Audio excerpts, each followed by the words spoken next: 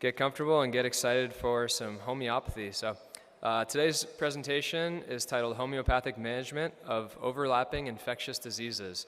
And I have the honor to introduce Dr. Sharif, who is a licensed naturopathic physician, 2003 graduate of Bastyr University. He also has graduated from the New England School of Homeopathy and is an active member of the American Institute of Homeopathy. He works full-time as a naturopathic physician and homeopath at his clinic in Kent, Washington, and is an affiliate of the clinical faculty at Bastyr University.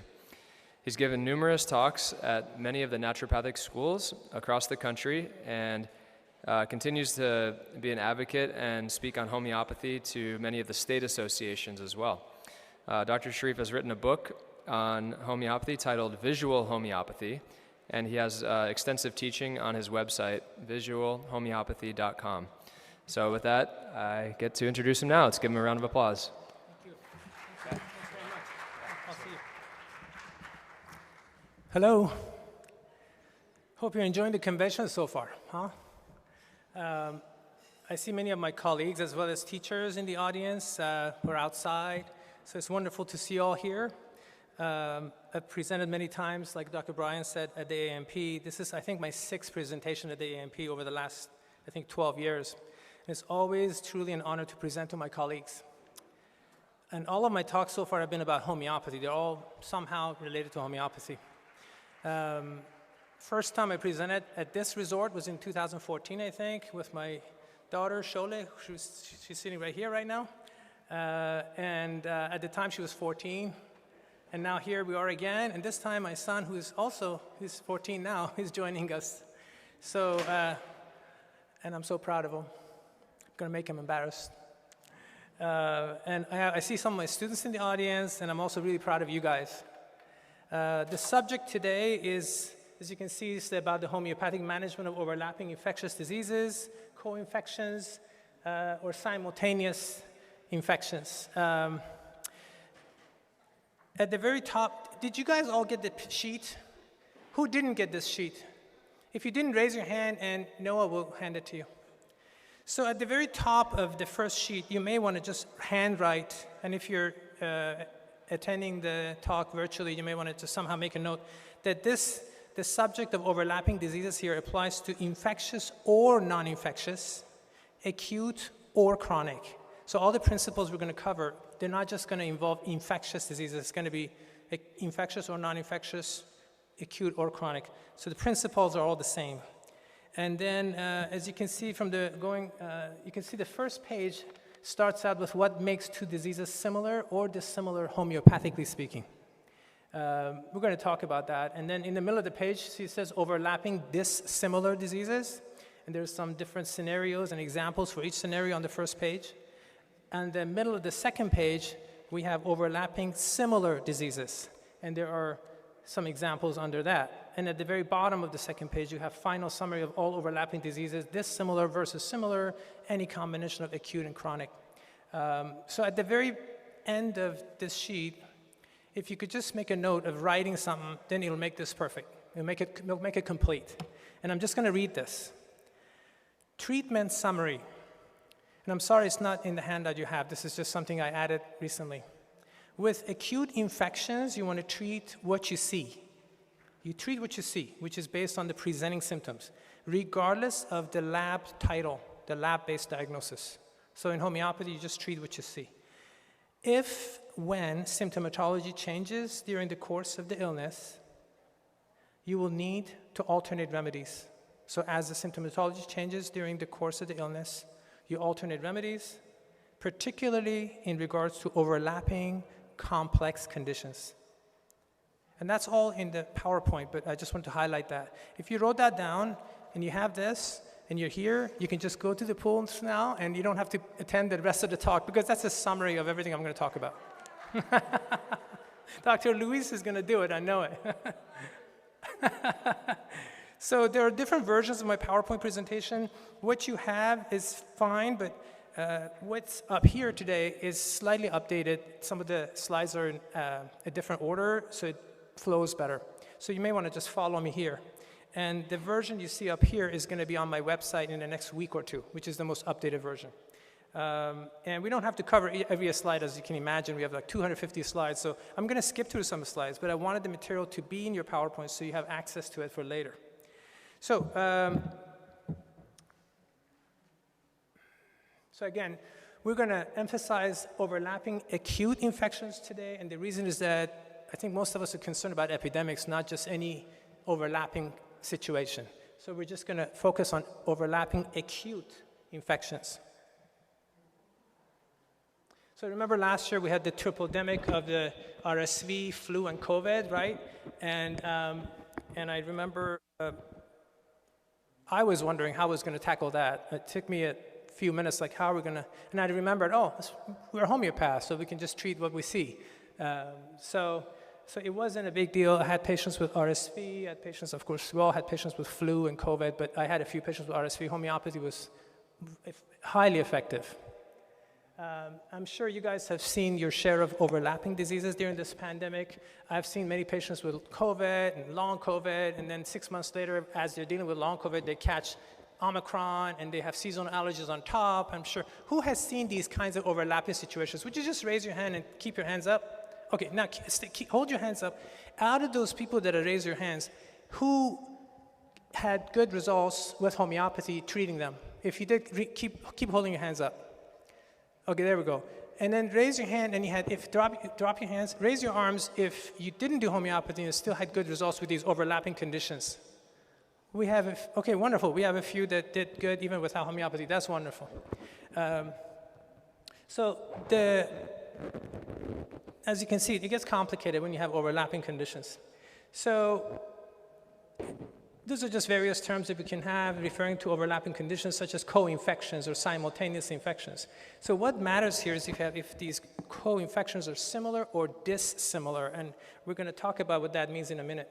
I've given 2 talks so far at the AMP on epidemics. One was in 2019, a few months prior to the pandemic, titled Homeopathic Prevention and Treatment of Epidemics and Pandemics. And I gave a talk at AMP last year on homeopathic management of COVID and post-COVID. Those are the topics I covered in 2019, and those are the topics I covered last year in Spokane. And today's discussion talk is going to be, here we go, we're going to talk about some of the lessons that I myself, I'm sure, as well as other homeopaths have learned during this pandemic, dealing with COVID-19 and long COVID. I'm going to talk about the convenience of using homeopathic assessment of epidemic diseases as opposed to lab-based diagnosis.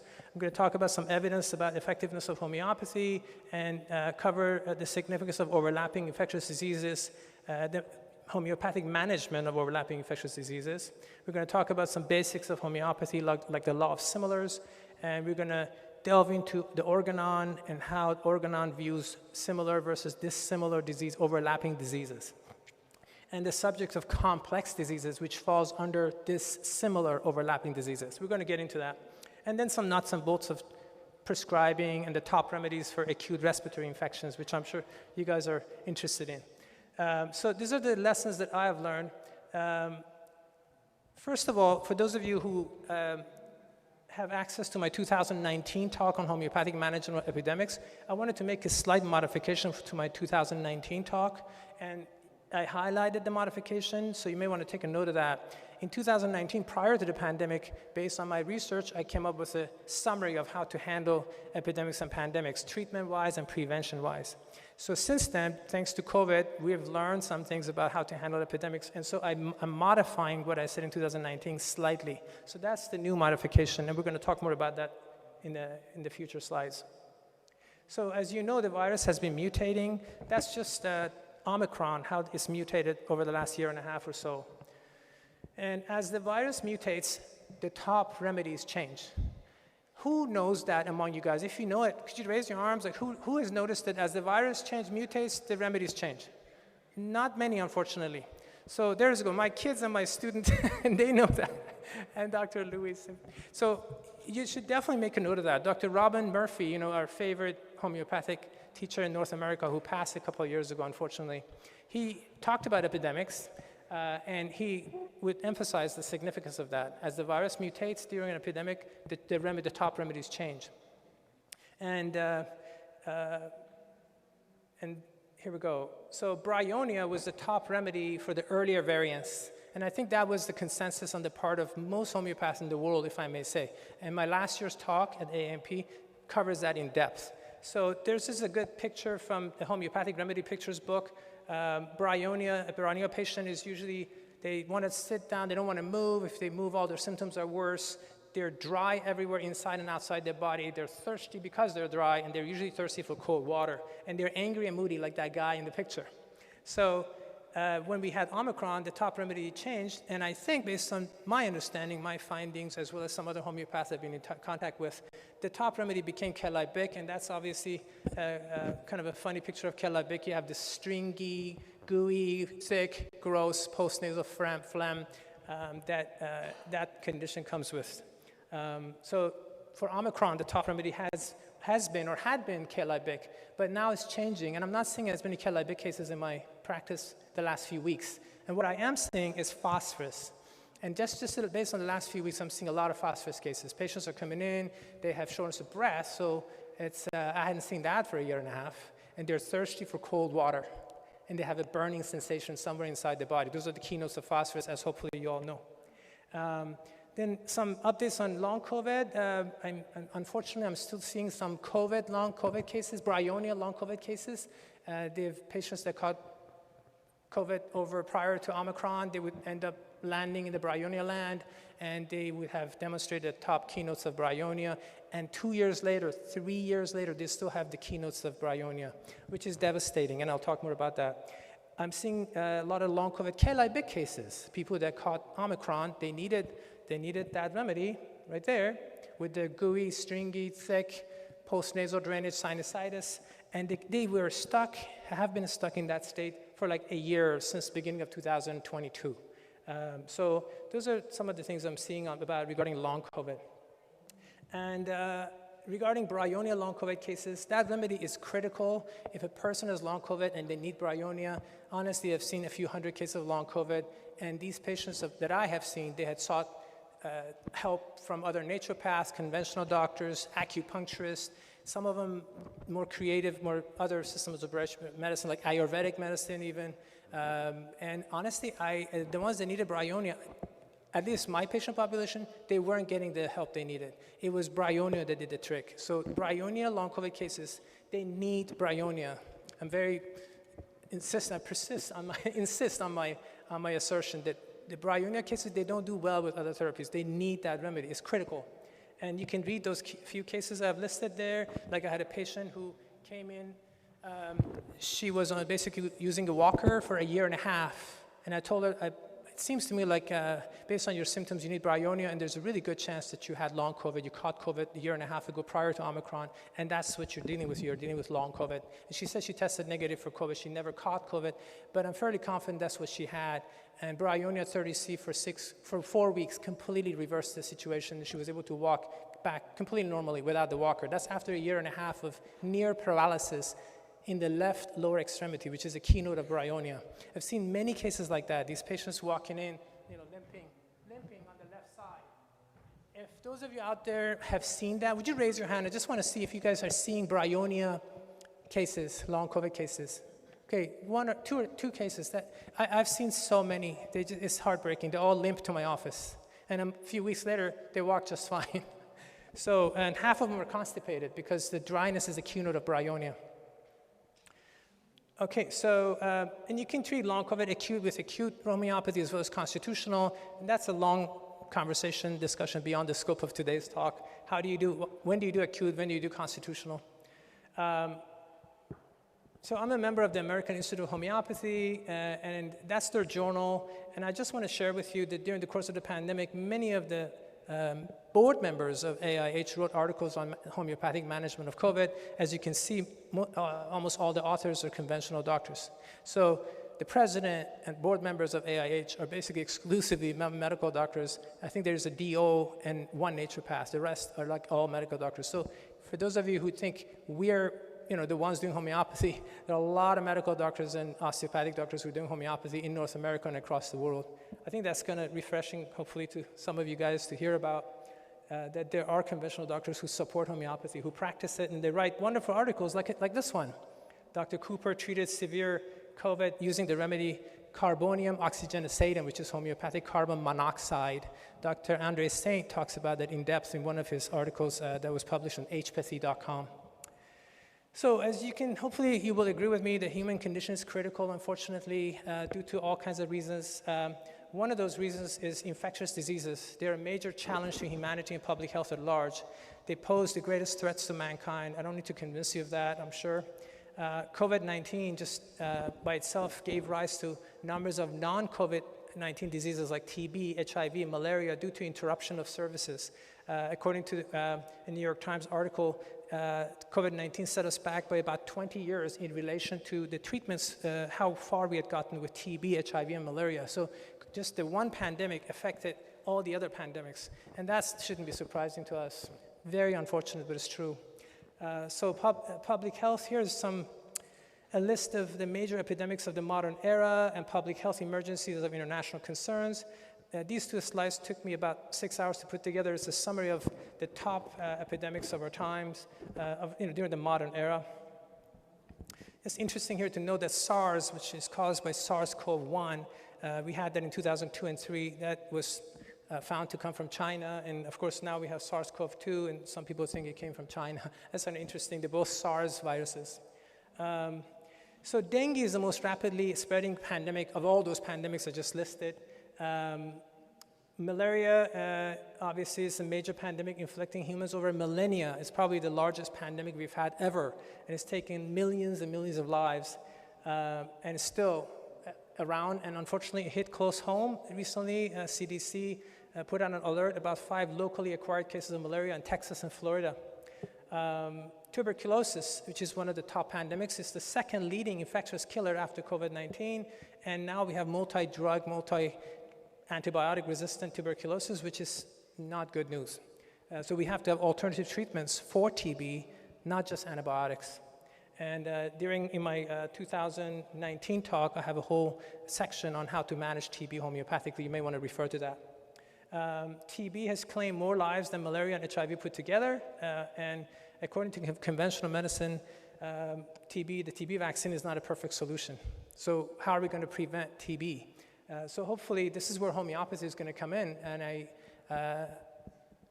wish we had more of you guys, more naturopaths who are interested in homeopathy, because the time is going to come when homeopathy is going to be, we're going to need homeopathy more than we have so far, I believe.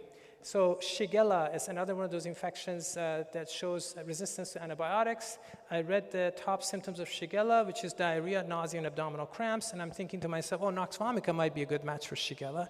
And then I'm thinking, wow, Dr. James Bell, medical doctor, in 1869, he wrote this amazing book that I have in my library. He covers the top 400 some remedies that are useful for diarrhea. So we have this wealth of knowledge from over the last 200 years that we can use to treat future pandemics. WHO is concerned about antibiotic resistance. Doctors are concerned about antibiotic resistance. And climate change is not helping with public health and antibiotic resistance, just health in general. And that's beyond the scope of our presentation, of course. So how about the next pandemic? I'm sure some of you guys are concerned, people are concerned, and I think we would feel much more secure and safe knowing that we have therapies that are not only effective, but also readily available and safe. So WHO calls the next pandemic disease X, and here's the question, how many of you guys without homeopathy would feel confident taking on the next, God forbid, pandemic? And I think I did get a show of hands. There were a few of you in the audience that did well without homeopathy, and that's great, but there weren't many. And I think if the audience were all exclusive homeopath, I'd like to think, based on what I've seen the last few years, I think 99% of you guys would have kept your arms up. That's what I've seen among my homeopathic colleagues, and I've been in the circle for a while, and I think homeopaths would just all keep their hands up. So homeopathy is an understatement to say is the most effective system of medicine when it comes to epidemics and pandemics. And we're gonna share some information on that with you. So that's the title of an article, New York Times article, "The Dead Birds Are Falling from the Sky." We're talking about the bird flu, which in the recent past has decimated birds, domesticated as well as wild birds, and the concern is for someone who has human flu to contract bird flu, and these genes combining and igniting the next possible pandemic. That is the concern. And the vaccine, as you know, it takes a while for vaccines to come out. Even if they were effective and safe, it takes time. Here we go. In blue there we have if a mink farm worker with the flu also catches, with a human flu, catches bird flu, those two we could have gene swapping, and that could just ignite the next pandemic, God forbid. And bird flu, I mentioned in the earlier slides, it affects birds, domesticated as well as wild. What we have now seen that it can affect minks, and minks are mammals just like humans. So the bird flu virus has already crossed species to mammals, including minks. And we have cases, here we go, according to CDC, we have cases of humans catching the bird flu. We have cases of human-to-human transmission of bird flu. So the one thing that could really push us over would be if you have somebody with human flu catching bird flu, and then that combination going from one person to another. So we have the bird flu going from one person to another. Imagine a person has human flu, they catch the bird flu, they get the combination, and if that goes from one person to another, that's where we can be in trouble. So not to scare you guys, but it's a possibility. Homeopaths are probably the least scared of all because we're like, we got a tool in our bag of tools that we can use. And I'm not sure how everybody else is feeling out there. I'm not sure how conventional colleagues are feeling. Probably not too excited about that. In homeopathy, we don't really care about the type of germ. We're looking at the symptomatology that the patient is presenting. We don't really care if it's bacterial, viral, fungal. We don't really care if it's human flu, bird flu, COVID. We just see the symptoms. We look at the picture, the symptoms the patient is presenting with. We find a remedy that matches the symptoms. So the type of germ doesn't matter. And that's a very, very key advantage we have over conventional colleagues. And even other, say, naturopaths that don't use homeopathy, we don't really need to know homeopaths. It's like we're free from that requirement, which is such a blessing. So let's talk about diagnosis and testing briefly during epidemics. As you know, most epidemics involve broad common symptoms like fever, achiness, cough, fatigue, headache. So it's really difficult to tell what you're looking at without a lab diagnosis. Misdiagnosis during overlapping infectious is more of a concern. So let's say, just looking at allergies, common cold, RSV, flu, COVID, how do you know which one the patient is presenting with? It's very difficult to know because they're similar, as you can see in that chart. And let's take dengue, which is the fastest spreading epidemic and pandemic in the world. It really sounds like the flu when you look at the symptoms of dengue.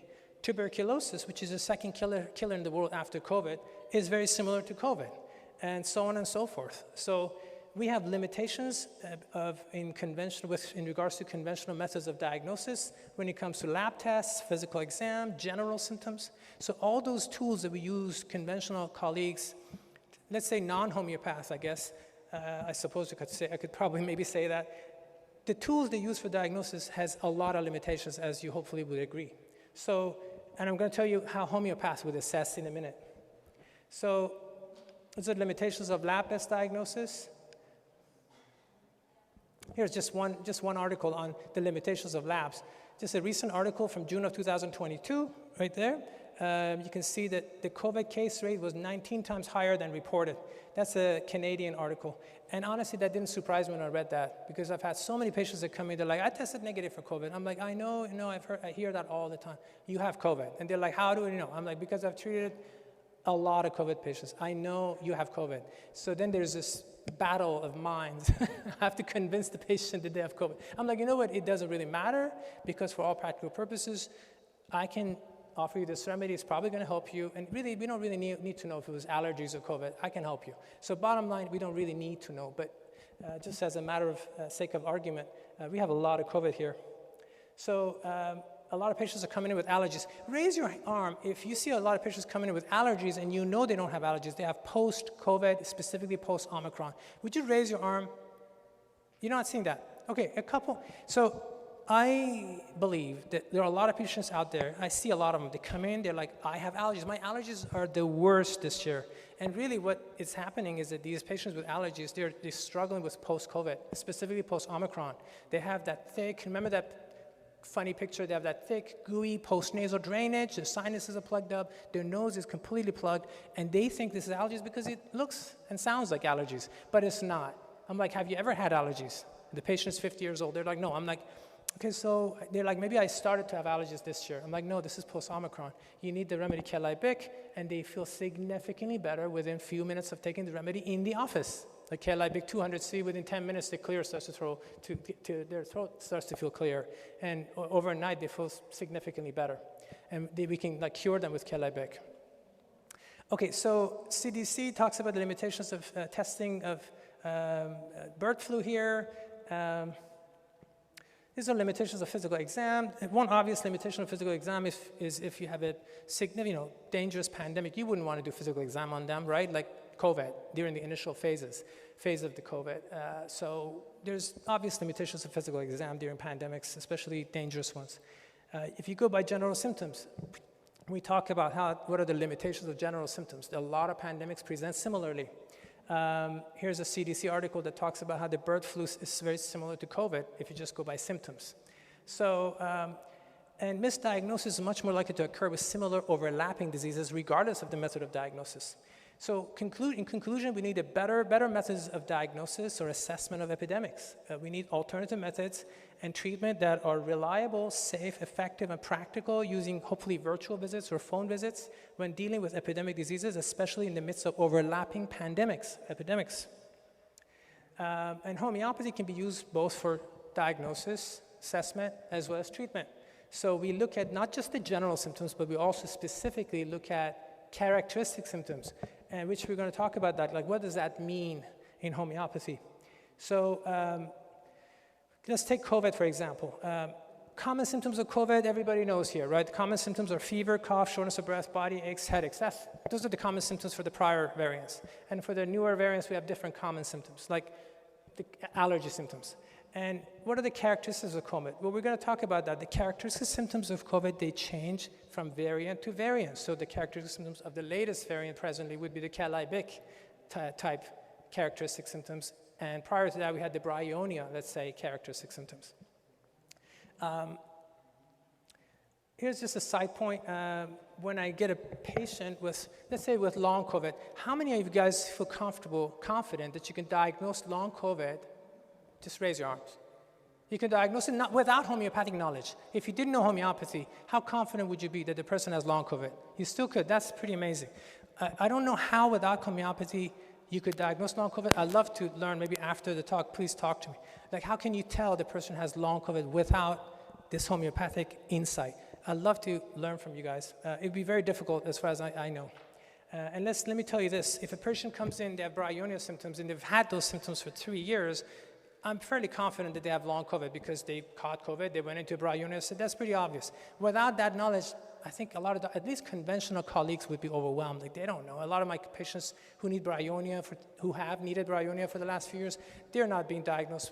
Like, their doctor says, oh, your RA, arthritis is worse. Your fibromyalgia is worse. Your headaches are worse. I'm like, well, they used to be right-sided, your migraines. Now they're left-sided. Isn't that interesting? For after 20 years of migraines, they became left-sided because they went into Bryonia state. So it is a long COVID case. So what about vaccines? I guess we don't need to talk about vaccines too much, but as you know, they're inefficient and slow during epidemics. Those are some disadvantages of vaccines. And yes, they currently our mainstay of prevention, and they're highly regarded in the world as the mainstay of prevention. I'm not going to argue with that point right now. I just want you to see these are some obvious limitations of vaccines, and that's the chart that compares homeopathy with vaccines. I just want to highlight the speed of action of the remedy is immediate. The vaccine can take a number of weeks, typically. The speed of intervention in the society, homeopathy can be immediate if the public health was for us. Whereas vaccines, to spread the vaccine throughout the society, as you know, takes a long time. Vaccines can have pathogens sometimes inside, and people worry about safety. With homeopathy, there is no concern for that. There's a concern of shortage with the vaccines. We don't have to worry about that because we can mass produce homeopathic remedies. We can graft them at home, right? So we don't have to worry about shortage. And so on and so forth. So now let's say vaccines are the best method of prevention. Let's just make that a statement, assumption. Even if that's the case, I think homeopathy can certainly be a bridging device until vaccines, safe and effective vaccines are available. And I'm sure you would agree that at least it should be a bridging device for the 6 months or 9 months it takes to come up with an effective vaccine. So let's just skip that. So let's just talk about homeopathy. Let's go beyond this biochemical world, beyond flat earth medicine, which is based on biochemistry. Homeopathy can be an effective tool for managing epidemics. It's been one of humanity's most powerful treatment modalities for dealing with epidemics and pandemics for about 200 years. You can refer to my last 2 talks to just to learn what is happening around the world and even in the United States as far as what we're doing regarding epidemics and pandemics. Hahnemann started the use of homeopathy for prevention of epidemics in 1799. He recommended the remedy belladonna for the prevention of scarlet fever. Apparently that was so effective that it basically led to the Prussian government at the time in 1838 to order the use of belladonna for prevention of scarlet fever outbreaks. That's how it all started, I think. Why homeopathy? There are a lot of reasons for why homeopathy. You can read that. One relevant reason is that we don't have to worry about supply chain uncertainty because we can, again, we can graft these remedies. Homeopathy can adapt quickly. That's the key, again, point, advantage we have. As the epidemic mutates over time, we can quickly find the indicated remedy, right? We don't, if we were to change the vaccine, I don't think we've even changed the vaccine. The vaccine presently for COVID is what we had 2-3 years ago. It's the original vaccine as far as I know. So whereas with homeopathy, we had bryonia, and now we have Kelabig. We did for a while. Now we might have, maybe you have phosphorus. I'm not sure what's coming up next. But we can come up with the remedy like that. We are adaptable. And during the course of an illness in the same person, as their symptoms change, we can adapt, we can change the remedy. So there's another place where homeopathy is highly adaptable. So the word adaptability is, I think, a good word that summarizes the main advantages of homeopathy over allopathy and other systems of medicine. Homeopathy is growing in the world. We have literally hundreds of thousands of physicians worldwide practicing homeopathy, many of whom are conventional practitioners, medical doctors, osteopathic doctors, etc. I think naturopaths are actually a minority. So it's funny how many of them are conventional. So despite all odds, homeopathy continues to gain popularity, and there's present-day evidence on PubMed. There are thousands of articles on PubMed that discuss homeopathic. Basically, they are homeopathy-related. Dr. Iris Bill talks about the mechanism of action of homeopathic remedies. This might interest you. Dr. Iris Bill is a medical doctor, PhD. He's a member of American Institute of Homeopathy, and he basically talks about homeopathy, refers to it as nanopharmacology at its best. And I think that just summarizes homeopathy in a nutshell beautifully. There is an article written by Dr. Bell as well as Dr. Liana Standish, one of our own, who actually, along with some other colleagues, published this amazing article. They talk about homeopathy as having, among the traditional systems of medicine, homeopathy has the most extensive experience. And it's also, they point out that homeopathy, they refer to it as pulsed dose nanomedicines. So I love that, pulsed dose nanomedicines. That just energetically feels right, that this is how homeopathy would work. We've known it all along maybe, but they're finding the science that shows it. Here are lots of articles written by Dr. Iris Bell on the subject of homeopathy being basically nanomedicine. Here are some government studies that prove that homeopathy can be an effective branch of medicine. This is a 2008 study by Government of Ireland. Here's a study, a meta-analysis of 86 articles from India that shows promising results for homeopathy in management of infectious diseases. Here's an article from the UK, 9 randomized controlled trials that suggest that homeopathy is at least equivalent to conventional medicine when it comes to uncomplicated upper respiratory tract infections. And here's an Austrian government confirming the use of homeopathy as an alternative branch of medicine for antimicrobial resistance. It was published in 2022. This is a Swiss government study recently concluded that homeopathy is effective, cost-effective, and safe. That's also recent. It's from 2022. And we have studies on HP, which is homeoprophylaxis. This is a good study here done by Dr. Golden that basically involved 90 million people who benefited from homeopathy with a very impressive level of effectiveness. These were government-ordered studies. So we have historical evidence, lots of historical evidence. You can refer to this book. This is probably the best book I could find on the subject of historical evidence that shows the effectiveness of homeopathy as compared to other treatments. Why do medical historians ignore homeopathic statistics? Dr. Bradford, in his book here, he basically says perhaps the reason is that most would rather not see the ineffectiveness of conventional therapeutics nor affect the efficacy of homeopathy when it comes to epidemics and pandemics. And I think that kind of wraps it up. There's a lot of political reasons behind it, unfortunately. And God willing, anti-homeopathy rhetoric will soon be irrelevant, according to this article here. And we can all pray for that, because we need homeopathy for pandemics. So let's talk about homeopathy. The basic law of homeopathy is the law of similars. I'm sure you know that. Like cures like.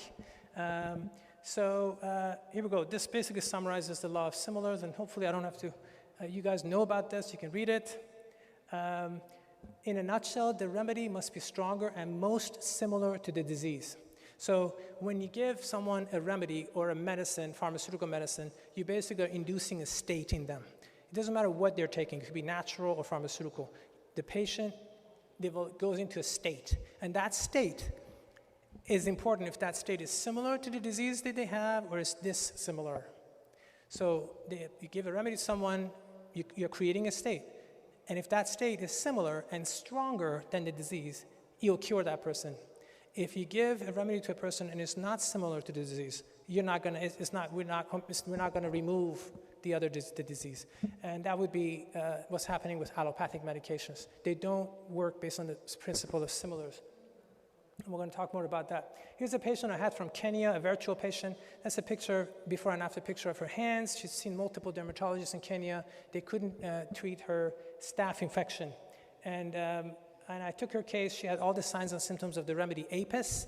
The remedy Apis, I think within a week, cured her case, her staph infection. She'd been dealing with it for, I think, about a year, if I'm not mistaken. So within a week, we cured it. And the top symptoms of Apis matched her symptoms. And that's how homeopathy works, based on the law of similars. So the top symptoms of the remedy Apis completely match her symptoms. Basically, we're like matchmakers. I'm like, the Apis matches her symptoms, and it worked. Bryonia happened to have this, keynotes of Bryonia happened to match the top symptoms of COVID during the initial phase of the pandemic. That's why the remedy worked, because Bryonia is what, remember that picture?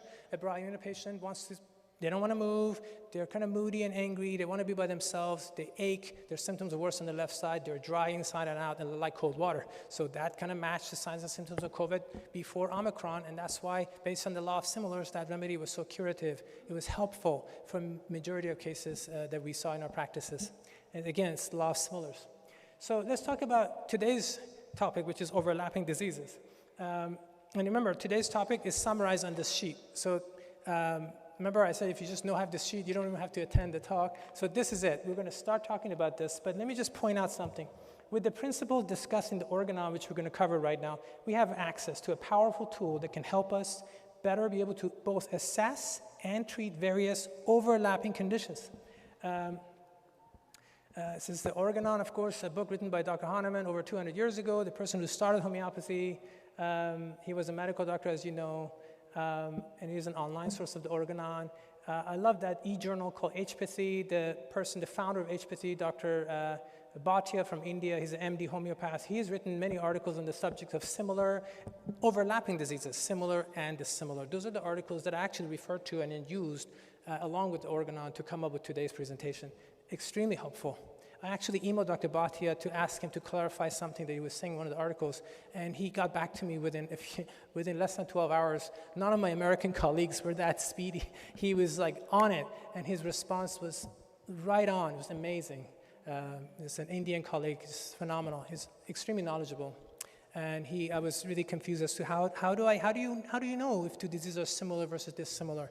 And we're going to talk about his response.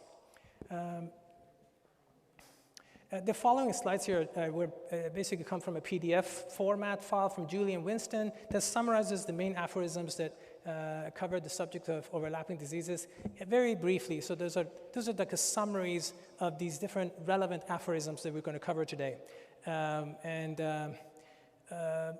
two major words that you're going to see on this piece of paper that you need to totally understand. One word is suspend, the other one is remove. When we say suspend, we're basically implying that one disease, when you have two overlapping diseases, one is suspending another, and then when the first one goes away, does its thing, if it doesn't kill you, the disease that was suspended returns. So that word suspend means implies returning of the disease that was suspended. The word remove implies that one disease literally gets rid of another disease, removes the other disease, annihilates it, extinguishes it. These are homeopathic terms used in the organon. Basically cures it. So you need to understand that, otherwise this whole subject might be vague. I mean, you may not completely follow. So again, how do we know two diseases are similar versus dissimilar? This is probably one of the most important slides in the entire presentation. We're not looking at the biochemistry of the germs, we're looking at the totality of symptoms. So if I get two different germs going into my body and my body is looking at them, if my body thinks of these two germs as if they were to create similar symptoms, right, then my body would consider them, if the symptoms were similar, my body would consider these two diseases as similar. But if each disease were to manifest different symptoms, then my body would consider these two diseases as dissimilar. The same two diseases.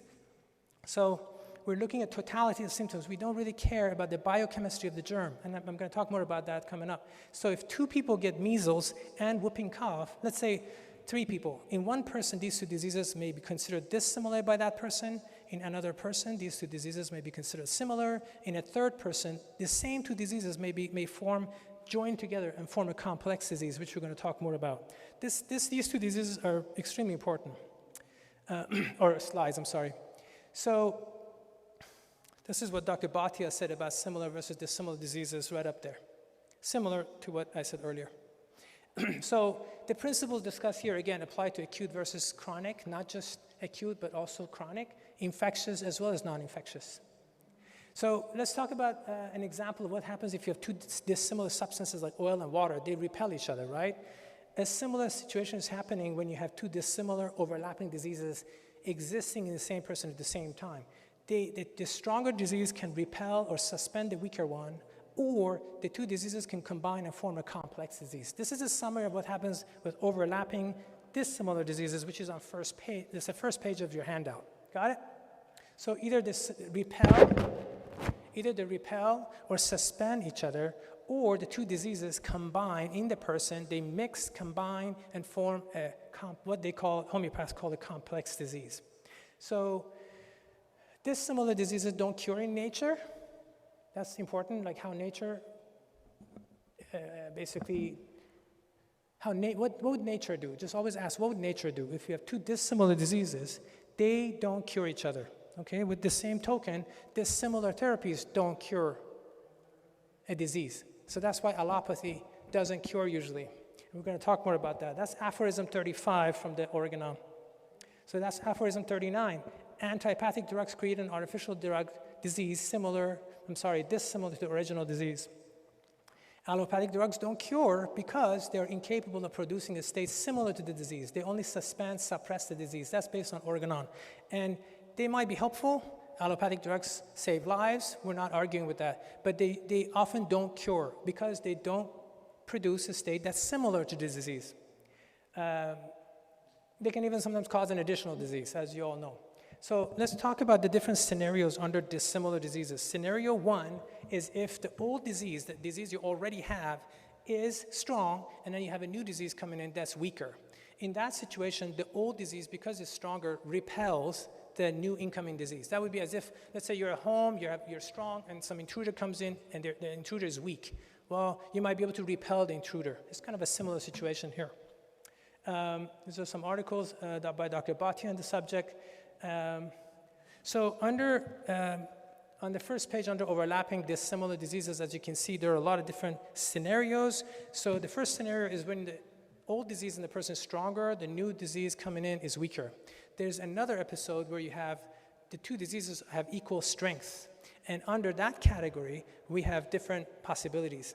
If they have equal strength, then how do we know what happens? They're dissimilar, but they have equal strength. According to the organon, here, this is a good I came up with that. I thought that would kind of help you guys. So we have two people here wrestling. They're different people. They're dressed in different colors. Their outfits are different. Let's assume they have similar strengths, and let's say assume they have the same skill level. Who is going to win? Probably the person who is more vicious, right? It's the same with viruses. If you have two dissimilar diseases with similar strengths, whichever is more virulent will dominate and suspend the other. And there's an example of scarlatina and cowpox in the Organon. Okay, so what if two diseases are dissimilar, do they always repel each other? No, sometimes they combine and exist in the person at the same time. And that's when you get a complex disease. And most human beings today are suffering from complex chronic diseases, according to Dr. Bhatia, which I agree with. So this is aphorism 40 from the Organon discussing complex diseases. And this tells you basically what happens when you have a complex disease.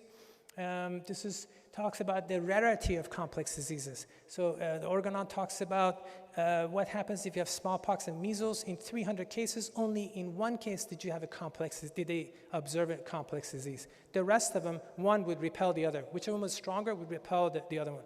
But in 1 out of 300, they combine and form a complex disease. So it's a rarity, according to the Organon. But I wrote this at the bottom here. Most of us, most human beings, are suffering from complex diseases. So why would Hahnemann use the word rare above? I believe that's because he's discussing overlapping dissimilar severe acute epidemics, not dissimilar chronic conditions or less severe overlapping acute infections. I know that's kind of a complicated thought, but I thought about that. Like, why would he say rare when we see that so much in our world? And I'm pretty confident that's why, and Dr. Bhatia talks about that in his article, which I found extremely enlightening. Nature itself permits the simultaneous occurrence of two to three dissimilar diseases. Nature allows that. That's why allopathy, which basically is based on the foundation of dissimilars, it doesn't cure. And diseases, with patients that are treated allopathically, all the diseases stay in the body. It's because that's what nature allows. Nature doesn't allow two dissimilar diseases, multiple dissimilar diseases to cure one another. So based on that, that's what happens. Allopathy is really based on that. It's based on the law of dissimilars. How do you cure complex diseases? Well, Hahnemann says if you have two different diseases existing in the body at the same time forming a complex disease, you use multiple remedies because it's a complex situation. You use one remedy for disease 1, one remedy for disease 2. They're overlapping diseases. They're dissimilar. They form this complicated, complex condition. You need more than one remedy. And I've seen that in my practice. And some of my students hopefully saw me doing that, treat a complex patient with multiple remedies at the same time. And a lot of them would ask me, why are you doing that? That's not homeopathy, Dr. Sharif. And I remember telling them, it just makes sense. And now I can back myself up. Hahnemann talks about it. So, and that you change the remedy as the symptom picture changes. So there is scenario 2, which is on the top of the back page of your handout. Scenario 2 is when the new disease is coming in stronger. Remember, the first scenario is when the old disease was stronger. The second scenario, top of the second page, is when the new disease coming in stronger. In that situation, the new disease will suspend the old one. And then the suspended disease will return later. And there are two different sub-scenarios under that. And the first scenario is where the first disease is chronic, the second is acute. The second one is when they're both acute, and they're both dissimilar. So see how it can get complicated, and that's why this took me a year to prepare. So you have access to all these slides. You can review it and think about it. I promise you it will make sense if you just allow yourself time to think about it. And again, this sheet summarizes it all, so it's all in one place, so it can make more sense. Otherwise, it can be Organon can be overwhelming. Okay, so this is basically some things you can read to just help yourself understand this better. Under the second scenario, which is remember the back of the second page, we're talking about suspension.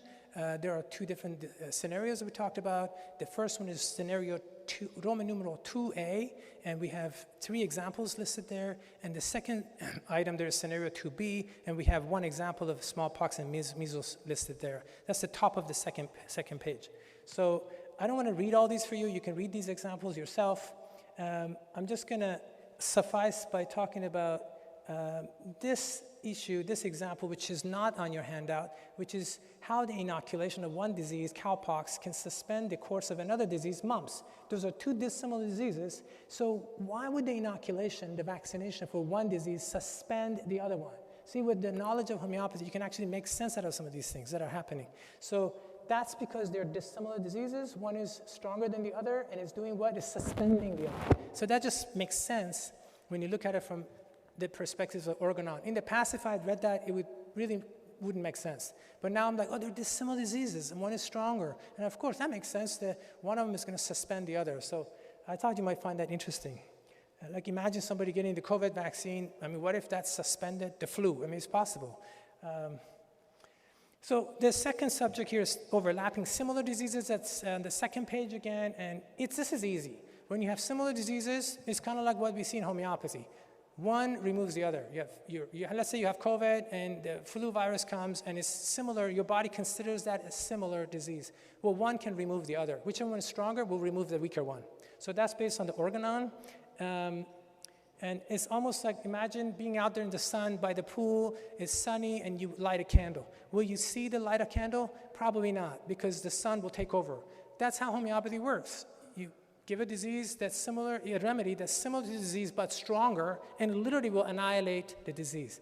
It's just very much like the sun annihilating the light of a candle. And Rumi has a quote that I thought was beautiful: before the sun's resplendent ray, no candle that did ever flame. Because you don't see the flame of the candle, right? That's just, and Hahnemann talks about daylight extinguishing the side of Jupiter. Again, this is same thing. Stronger disease, a remedy similar and stronger to the disease can remove it. We can learn from nature. Similar diseases do not repel nor suspend each other, they remove each other. It's these similar diseases that repel and suspend each other for the most part. But similar diseases, they neither repel nor suspend. They cure each other. One cures the other. They annihilate each other. They remove each other. So there's all these examples here you can see under the overlapping similar diseases. The first one is not written on your sheet, and that's the example of a organon, aphorism 46. They talk about swelling of testicle by a bruise, and they also talk about how swelling of testicle is a frequent symptom of smallpox. So you have one symptom, which is swelling of testicle caused by a bruise, and you have the same symptom caused by a deadly disease. They are similar, so guess what? According to Hahnemann, if let's say a man had that and they caught smallpox, it could remove the swelling of the testicle. Now, so imagine if a man is kicked and they have that symptom, they could run and just get a smallpox vaccine, and that would literally get rid of the swelling. That was supposed to be a joke, but so that literally would get rid of the swelling. I thought that was funny. That's a practical aspect of the organon. It can teach you some tips. So there's all these different diseases and examples here under the similar overlapping diseases. Measles, and let's see, the first example was smallpox and cowpox, and we have measles and whooping cough, and then we have measles and herpes. So imagine we have whooping cough. Let's say a child has whooping cough, and then we get a measles outbreak, and the parents are like, oh my gosh, what are we going to do? The child has whooping cough, what if they catch measles? Well, the good news is, according to the organon, these are similar, and because they're similar, whichever one is stronger is going to remove the weaker one. So if the child has whooping cough and measles comes in, measles could literally annihilate whooping cough, or vice versa, whichever one is stronger in that person. So isn't that cool? You can predict what will happen if you have some basis, you have good solid foundation in homeopathy. You can make so many predictions. I just found this presentation just so fun to work on, but it was extremely frustrating because it was difficult. I had a hard time understanding the aphorisms. I had to email some of the experts in the world, and I learned a lot doing it actually over the last year. And here's a summary of literally a year's worth of work, which I think it might seem simple to you guys, but honestly, looking at the organon is so confusing, and so this is like a major simplification of the organon, and hopefully it'll help you guys. So, look at this one. Let's say a person has chronic herpes, and there's a measles outbreak going around in the society. Measles rash could literally cure chronic herpes once and for all because it's similar, and measles is stronger. So that's like the kind of thing, kind of understanding you can arrive at if you understand the organon. So let's see, what else do we want to cover here? Okay, man has advantages over crude nature. aphorism 51 talks about that. We have thousands of medicinal substances capable of producing diseases in order to eradicate natural diseases based on the law of similars. And this is an overall summary at the bottom of the second page of your handout here. It's just a summary of the entire talk. So dissimilar diseases overlapping in same person at the same time. Again, they could either repel each other, suspend each other, or they could join each other and form a complex disease. And if you have similar diseases overlapping in the same person at the same time, the stronger one can remove the other. I think that's a good summary of the whole talk. And here's just some things I found on the internet when I was just doing research on overlapping diseases. I thought you might find that interesting. Let's say, and this is something that I see in my practice, by the way, acute COVID overlapping long COVID. Like, how do you handle that? I see a lot of cases, I still see them. They come in with long COVID, bryonia, and then they have Omicron, they need Kellybic, and I'm like, oh, interesting, the last week you've had Kellybic symptoms, but prior to that you had bryonia symptoms. As soon as Kellybic does its magic, Omicron leaves, then the long COVID bryonia symptoms return. I've seen so many of that. How many of you guys have seen that in your practices? Please raise your hand if you have seen it. Here we go. So people that do a lot of homeopathy, they see it. So this is just so common, I see it a lot. And how do you handle these cases? You treat what you see. So if a long COVID patient catches acute COVID and they have acute COVID symptoms, you treat that. When that's gone, then you go back and treat long COVID. So whatever symptoms come up, you treat it. That's the adaptability I was talking about. We are adaptable. This talks about why we didn't see common cold at all during the pandemic. It's the homeopathic reason is that they're similar. COVID is stronger, so it literally removed the cold virus for 2 years. And as COVID, the virulence of COVID went down, common cold went up. And there are other reasons, like, people wore masks, etc., lockdowns, yes. But the homeopathic interpretation of why we didn't see common cold is that COVID was stronger, so it literally removed cold, the cold virus. We didn't see hardly anybody. I didn't see a single case of cold for 2 years. And I believe that's the homeopathic reason. I knew it all along. I knew there had to be something beyond just the mask. This is the homeopathic rationale behind it. COVID and flu. They call it, in this article, they call it, oops, am I going the right way? They call it flurana, flu and COVID. So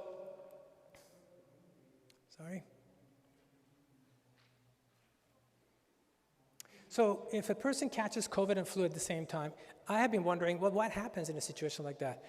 What happens is what we talked about earlier. It depends on how the person's body perceives these two viruses going in.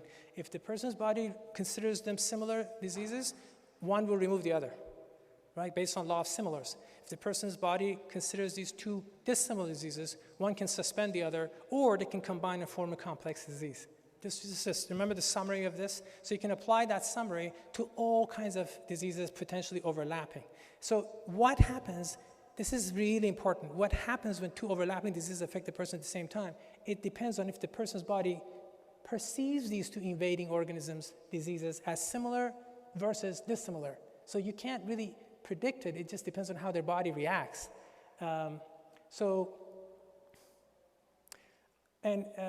There's a concern, like what if COVID and flu combine and form a complex disease? What then?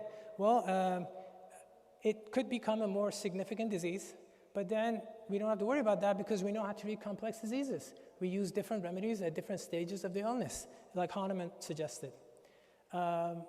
Conventional doctors, based on what I found on the internet, they really didn't have a solid understanding or just based on my limited research, solid understanding of how to tackle these overlapping diseases. I think homeopathy, with the rich history we have in the Organon, we actually can offer help to the world on how to handle these overlapping conditions that could be deadly. So here's bird flu overlapping with human flu, which is a major concern. Remember, we talked about that at the beginning, how people are worried about overlapping bird flu and human flu in the same person at the same time. Well, what would happen in that situation is the same. It depends if the person's body considers these two invading organisms similar versus dissimilar. That's always going to be the case. It depends. These are just some other overlapping things I found, overlapping conditions, chronic and acute, different combinations. On the internet, gene swapping. Okay, now, top remedies for treating acute respiratory infectious conditions. These are just the top remedies that I find helpful in my practice, and I've summarized each one into a paragraph. Hopefully you'll find that helpful. You can read that yourself, I'm sure. Okay, so how about this? Look at this, poisons for pandemics. Why do I have that slide there? Because during the course of the pandemic, I heard a lot of my patients saying, I hear bryonia, I read bryonia is a good remedy for COVID, but it's a poison. There's articles on the internet that talk about how bryonia is a poison. And my response to them, of course, is the typical response that these remedies are highly diluted, you don't have to worry about any kind of toxicity. And in fact, most homeopathic remedies that are powerful, they come from poisonous sources. Let's take plague, for example.